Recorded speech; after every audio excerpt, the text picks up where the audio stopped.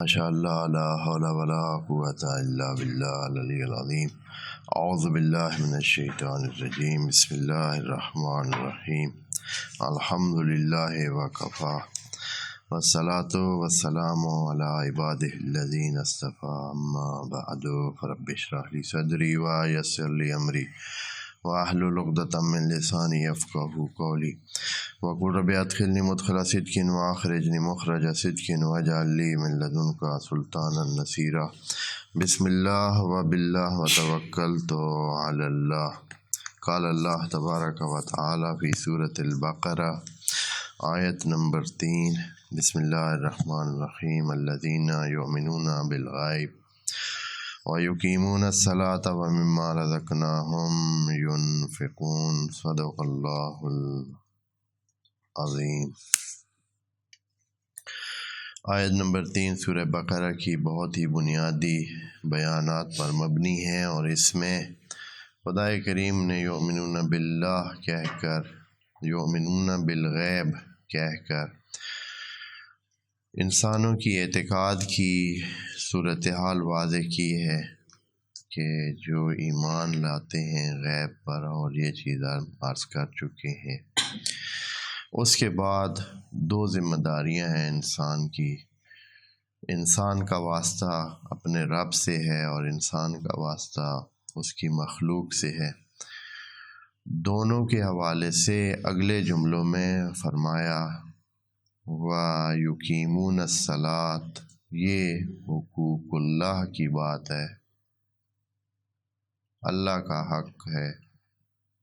جب ایمان بالغیب ہے تو اس کے بعد پہلا حق اللہ کا ہے، اور وہ یہ ہے کہ بندگی کا اظہار کرے انسان، اور دن میں کتنی بار کرے بندگی کا اظہار۔ اور اس کے بعد جس جملے میں ابھی ہم بات کر رہے ہیں وَمِمَّا رَزَقْنَاهُمْ يُنْفِقُونَ،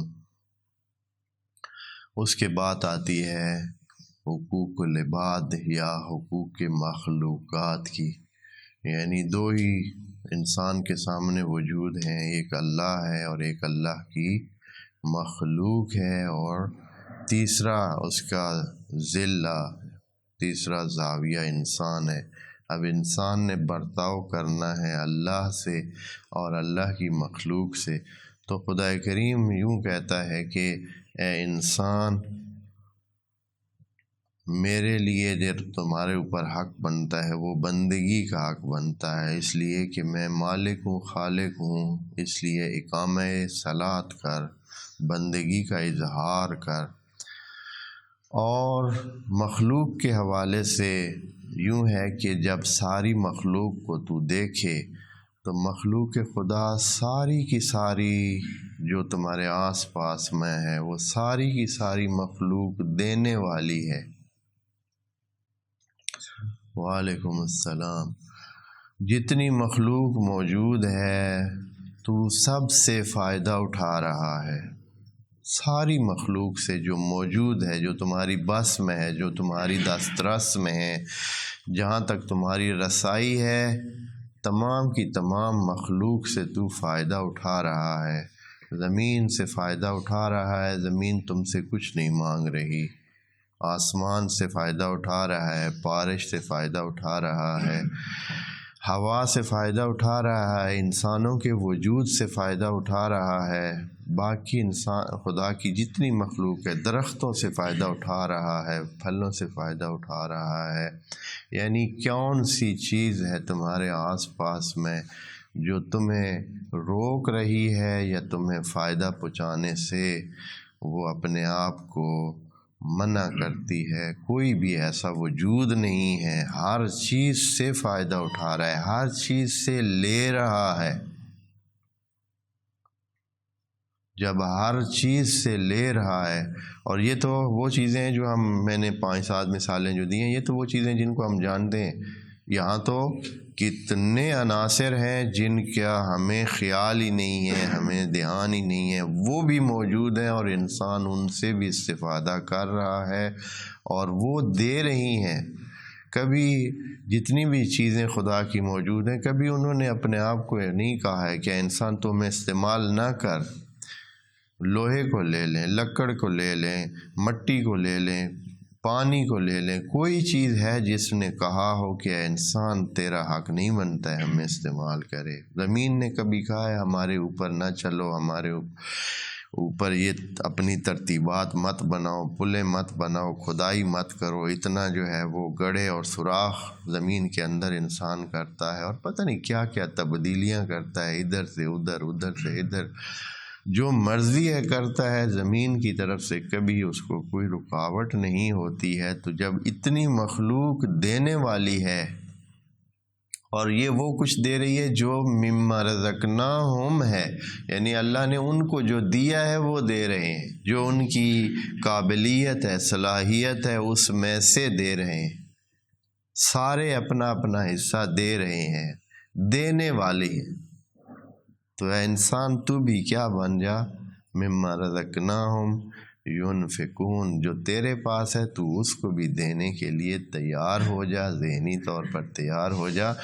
تو یہ ایک عمومی بات ہے، یعنی صرف مخلوق خدا کو ہی دیکھ لے کہ کتنا تو استفادہ کر رہا ہے، حیوانات سے استفادہ کر رہا ہے، چرند سے استفادہ کر رہا ہے، پرند سے استفادہ کر رہا ہے، تو ان کو ذبح کر کے کھا بھی رہا ہے۔ کوئی ان میں سے کبھی اعتراض نہیں ہے کہ بھائی اچھا ہمارا تو بڑا نقصان ہو رہا ہے اور ہم جو ہے سارے انسان ہمیں کھا رہے ہیں، وہ اپنا حصہ انسانوں کو پیش کر رہے ہیں۔ اسی طرح باقی تمام جس کو بھی ہاتھ لگائیں، جس کی طرف بھی دیکھیں، ایک دینے کی صورتحال ہے تمام مخلوق کی طرف سے، انسانوں کو خدمت کے لیے ہر چیز پیش کی جا رہی ہے، اور ایک انسان ہے جو اب جو اس کی باری آتی ہے کہ بھائی اب تو بھی کچھ واپس دے، وعلیکم السلام، اس میں سے جو تمہیں دیا گیا ہے، خود تو لائے نہیں ہو کہیں سے، خود تو کوئی چیز نہیں لایا ہے، جو کچھ ہے وہ انسانوں کو ملا ہوا ہے۔ جب یہ صورتحال ہے تو کیا کرے، انسان کو بھی کچھ دینا چاہیے۔ یہ ایک عمومی تعقل کی بات ہے۔ اب یہ کہ اللہ نے انسان کو سمجھانے کے لیے کہ اس سے کیا ہوگا تم اگر دو گے تو، پہلے تو ہم دو باتیں عرض کر چکے ہیں۔ پہلی بات یہ تھی کہ انسان کو ان چیزوں کی قید سے رہائی دینا، بلکہ خود انسان ایک قیدی ہوتا ہے۔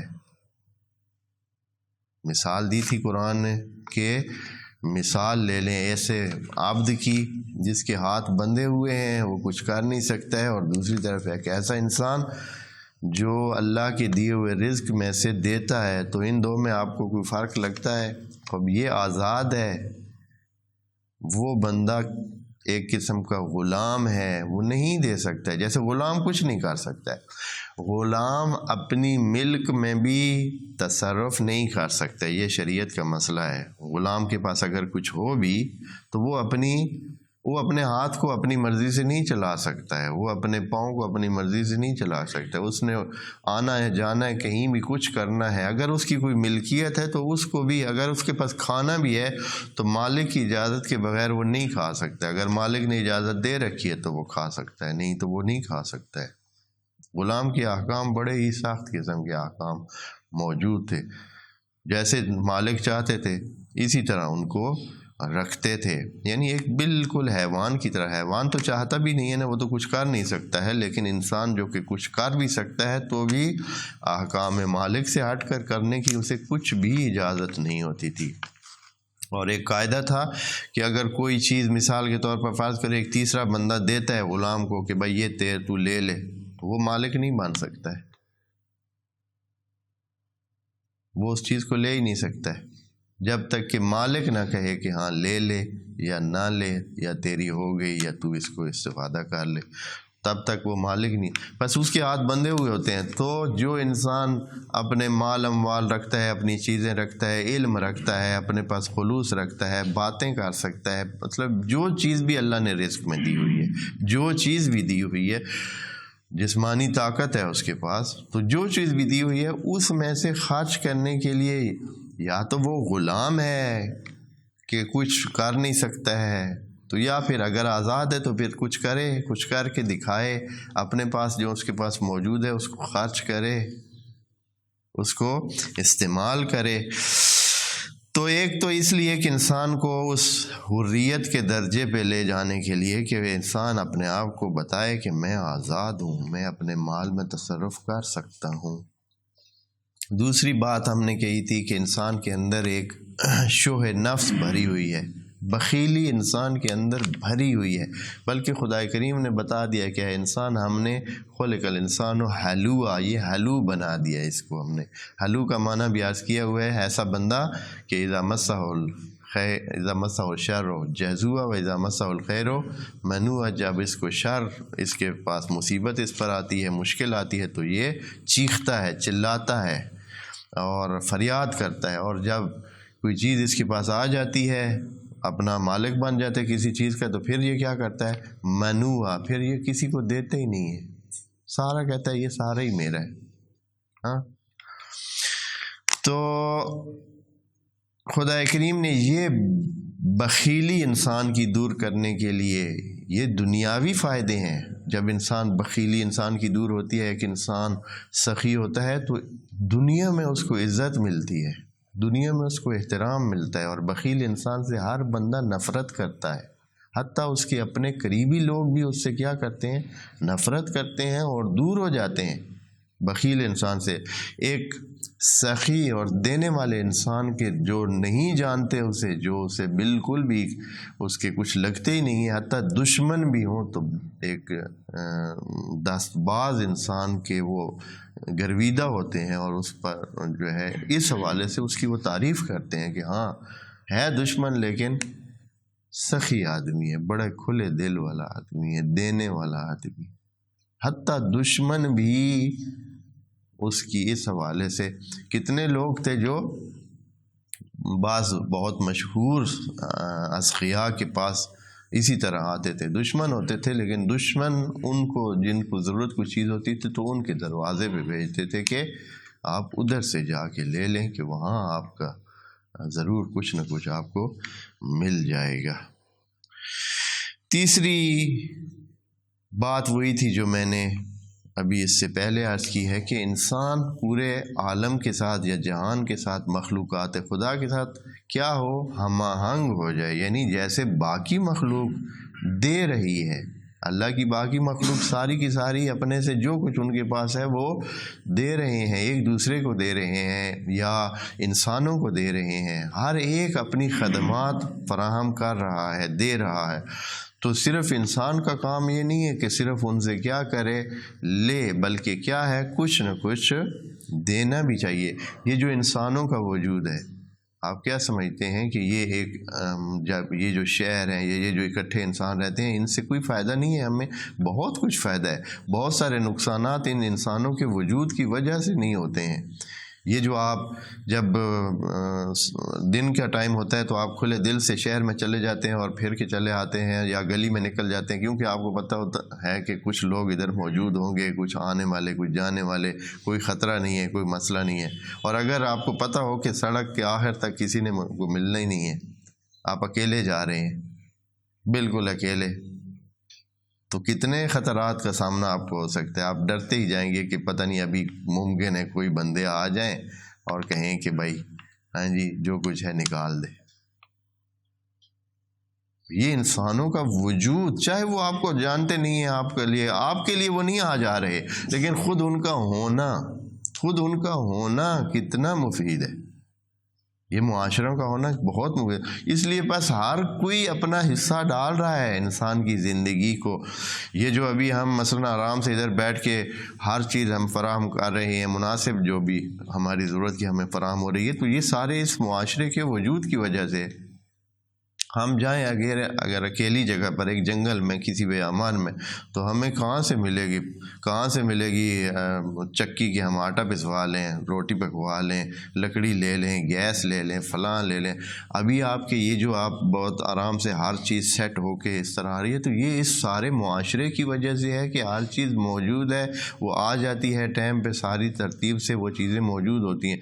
نہیں تو کہاں سے یہ ساری چیزیں ہوں گی، کدھر سے ہو سکتی ہیں؟ ایسے تھوڑی ہے کہ ہر چیز، بجلی بھی ہو، پانی بھی ہو، کپڑے بھی موجود ہوں، صابن بھی مل جائے، دھلائی کی جگہ بھی مل جائے، پتہ نہیں کیا کیا ہزاروں سلسلے ہوتے ہیں، پھر آپ اس انداز میں صحیح تیار ہو کر، ٹھیک ہو کر، صاف ستھرے ہو کر اور کھا پی کر آرام سے بیٹھے ہوتے ہیں۔ اگر نہ ہو یہ سارے ترتیبات جو بنی ہوئی ہیں، اور یہ ترتیبات کسی ایک انسان کی نہیں ہے، پورے معاشرے سے مل کر ایک دوسرے کی، کچھ یہ کر رہا ہے، کچھ وہ کر رہا ہے، کچھ وہ کر رہا ہے، کچھ وہ کر رہا ہے، بیسیوں انسان۔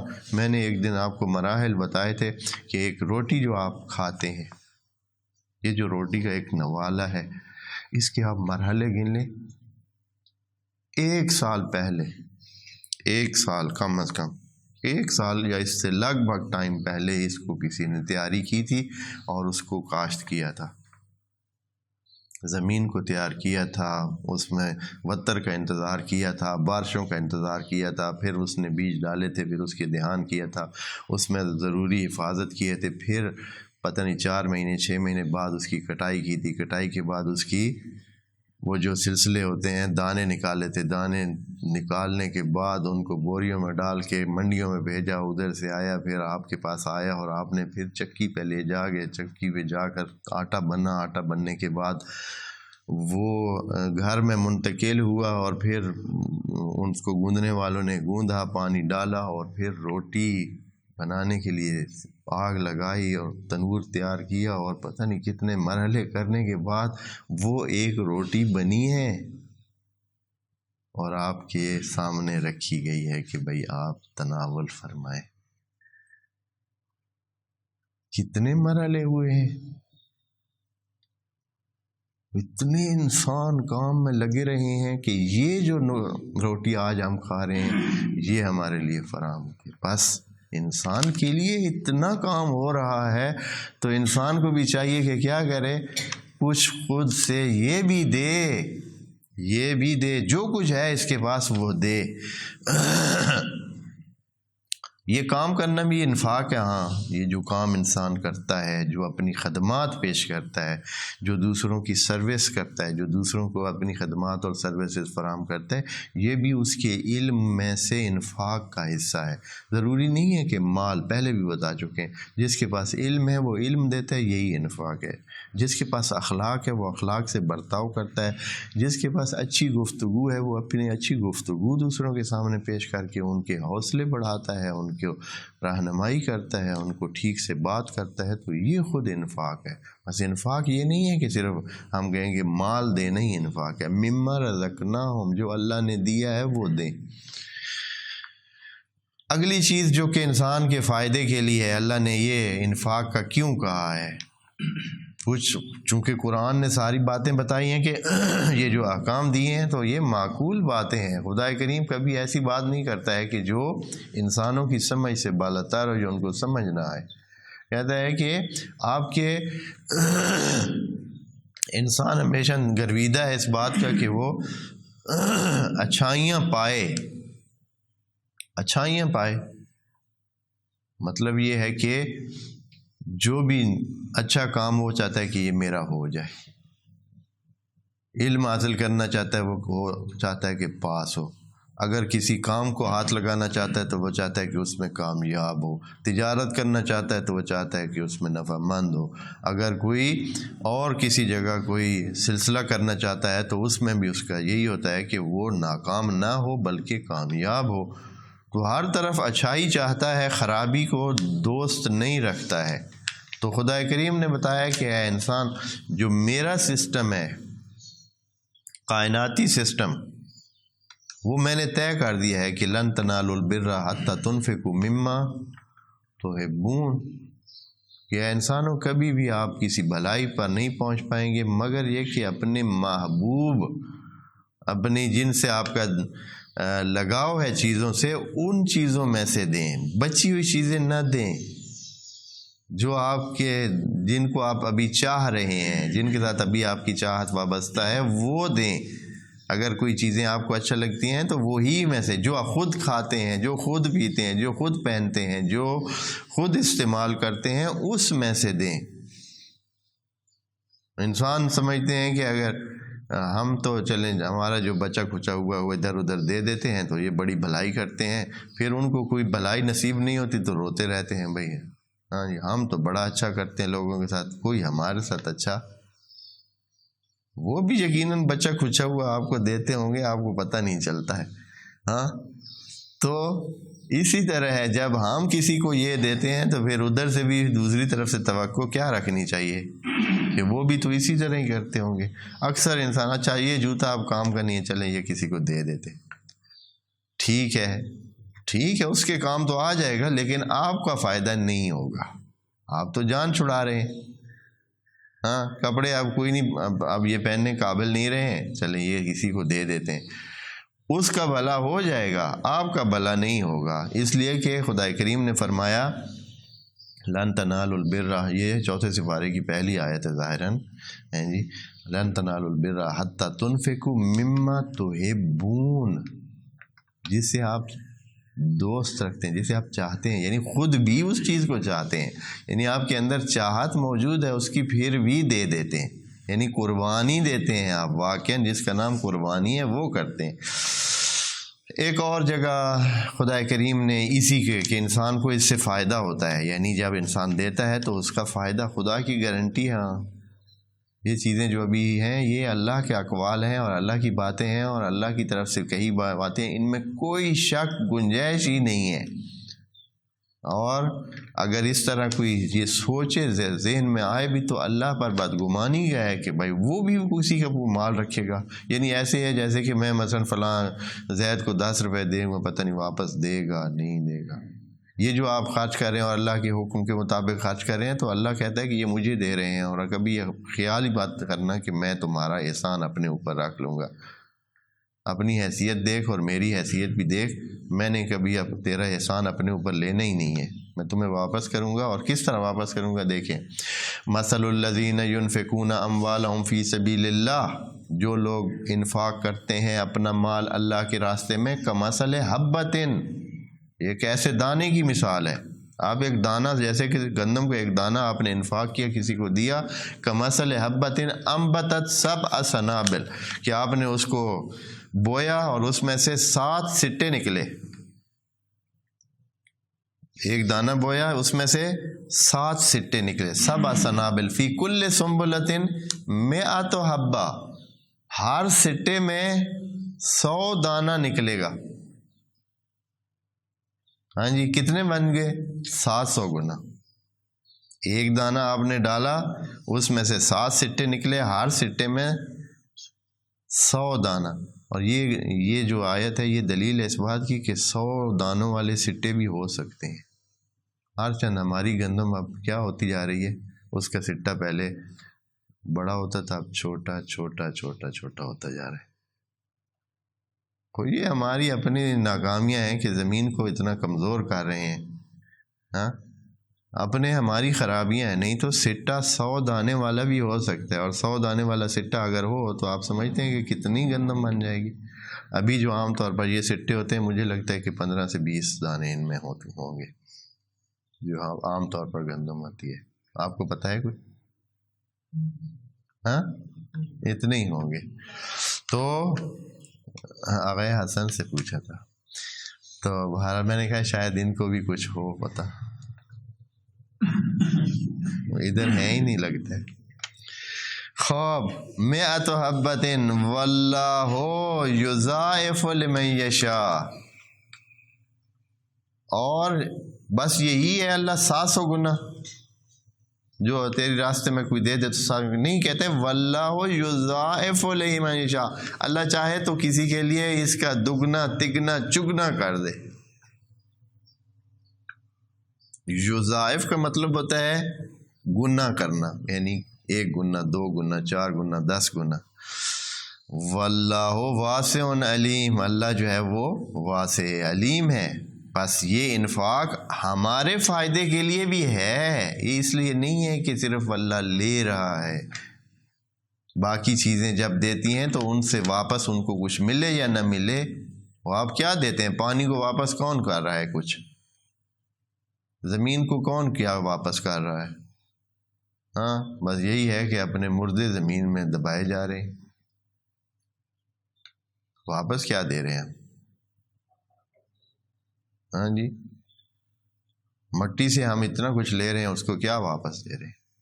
لیکن یہاں خدا کریم کہتا ہے انسان مجھے تیرا پتہ ہے، ہاں تو ایسے نہیں کام کرتا، تو مزدور ٹائپ بندہ ہے، جب تک تجھے کچھ اجرت دی نہ جائے تو کام کرنے والا نہیں ہے۔ اس لیے خدا کریم نے کہا ہے کہ اے انسان تیری تینت میں بخیلی بھری ہوئی ہے، اس لیے تمہارے لیے انعام اتنا بڑا رکھا ہے کہ اگر ایک دانہ کاشت کرے گا تو 700 گنا یا اس سے بھی زیادہ ملے گا۔ یہ آیت کس میں تھی؟ اب سورت کا نام میں نے نہیں لکھا ہے اس کا، بہرحال دیکھی جا سکتی ہے۔ جو آیات ہم ادھر ذکر کرتے ہیں، اور دوست اگر کوئی چاہے کہ ان کو ڈھونڈے تو آج کل بہت ساری ایپس موجود ہیں، اور اس طرح کے نیٹ پہ اور موبائل میں ایسی ایپس ہیں کہ جن کے ذریعے آیات کا اور لفظ لکھیں تو وہ آیت آ جاتی ہے، اس لیے اب وہ کبھی کبھار ایڈریس رہ جاتے ہیں۔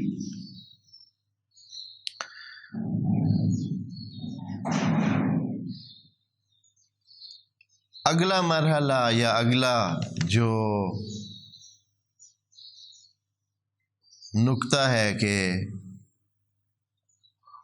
جس کے لیے انسان کو انفاق کرنا چاہیے، خدا کریم کے بتائے مطابق کہ انفاق کرے گا تو اور کیا انسان کو حاصل ہوگا۔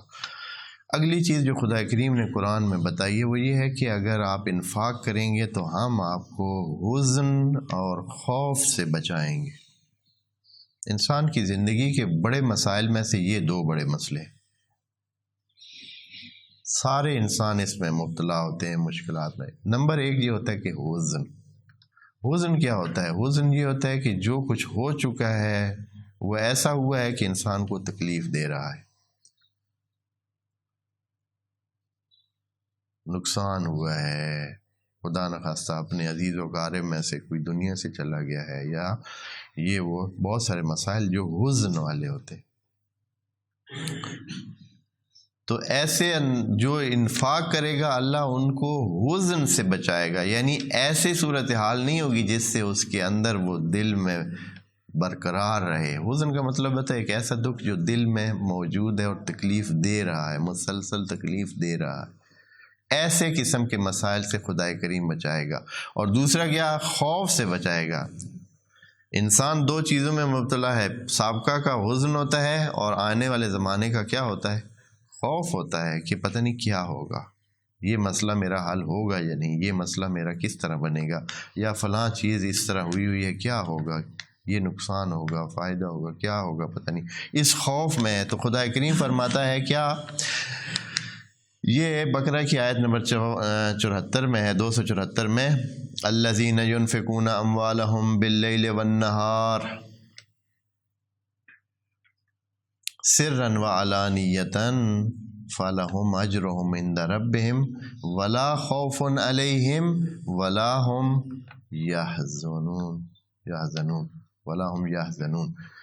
نہ ان پر کوئی خوف ہوگا نہ ہی ان کو حزن ہوگا۔ کون لوگ؟ جو انفاق کرتے ہیں فی سبیل اللہ، سرن و علانیہ، سامنے بھی اور چھپ چھپ کر بھی دیتے۔ ایک اور آیت میں ہے سورہ توبہ کی آیت نمبر 99 میں ہے، اور یہ ہے کہ یہ ابھی مانوی فوائد شروع ہو رہے ہیں۔ یہ جو ابھی تک ذکر کیے ہیں یہ مادی فوائد اور اس دنیا کے فوائد تھے۔ نمبر ایک کہ انسان کو حور بنانا، نمبر دو ان کی بخیلی کو ختم کرنا تاکہ وہ معزز و محترم ہو، تیسرا یہ ہے کہ اپنے آپ کو دنیا کے اور جہان کے باقی مخلوقات کے ساتھ برابر کا رکھنا، یہ ان سے گھٹیا تو نہ بنے، نہ باقی ہر چیز دے رہی ہے تو انسان بھی دے۔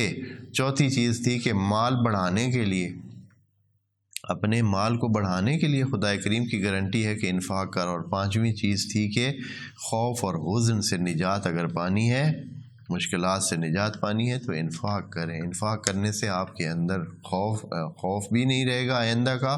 بڑے شرح صدر کے ساتھ آپ آئندہ کی طرف جائیں گے اور پچھلے زمانے کے گزرے ہوئے حالات پر آپ کو کوئی حزن بھی اور تکلیف اور غم بھی نہیں ہوگا. یہ 5 مورد تھے ایسے جو کہ انفاق سے انسان کو اس دنیا میں حاصل ہوتے ہیں، یعنی دنیاوی فائدے. اب اس کے جو ہے کچھ معنوی فائدے بھی ہیں. انفاق کے معنوی فائدے کیا ہیں؟ اچھا، یہ جو پہلے 5 فائدے ہیں یہ سب کے لیے، یعنی حتیٰ ایک کافر بھی کرتا ہے نا انفاق، یہ سب انسانوں کے لیے، اس میں مسلمان ہونے کی شرط نہیں ہے. کوئی بھی کرتا ہے اس کو یہ فائدے ملیں گے، چاہے وہ خدا کو مانتا ہے نہیں مانتا، رسول کو مانتا ہے نہیں مانتا ہے، کوئی بھی ہے وہ یہ کام کرے گا کہ یہ طبیعی طور پر خدا کریم نے اس کے لیے رکھ دی کہ یہ فائدے اس کو ملیں گے. جیسے کہ وہ من جاء بالحسنۃ فلہ عشر امثالھا، یہ جو فی سبیل اللہ والی بات کہ یہ ممکن ہے کہ یہ کسی مسلمان کے لیے ہو کہ فی سبیل اللہ کرے، لیکن من جاء بالحسنۃ، کوئی بھی دنیا میں بندہ من جاء بالحسنۃ فلہ عشر امثالھا 10 گنا تو اس کو ملے گا. یہ تو پکی گارنٹی خدا کی سب انسانوں کے لیے، اور اسی دنیا میں ہے، آخرت کی بات نہیں ہے یہ چیزیں، اسی دنیا میں. اس کے بعد آتے ہیں معنوی فوائد کہ انسان کو معنوی اور اندرونی طور پر کیا حاصل ہوگا اس سے. تو یہ بھی خود کچھ، چونکہ ایک مطلب ہے نہیں کہ آج ہی ختم کر دیں. دل تو چاہ رہا تھا کہ آج سے ہی یہ مسئلہ پورا کر دیتے، لیکن کیونکہ 3-4 نکات ہیں اور ہر نقطہ جو ہے وہ ٹائم لینے والا ہے، اس لیے اس کو رکھتے ہیں اگلے سیشن کے لیے، اگلی نشست کے لیے. خدا کریم سے دعا ہے کہ ہمارے اندر سے اس شح نفس کو دور کرے. والسلام علیکم ورحمۃ اللہ وبرکاتہ.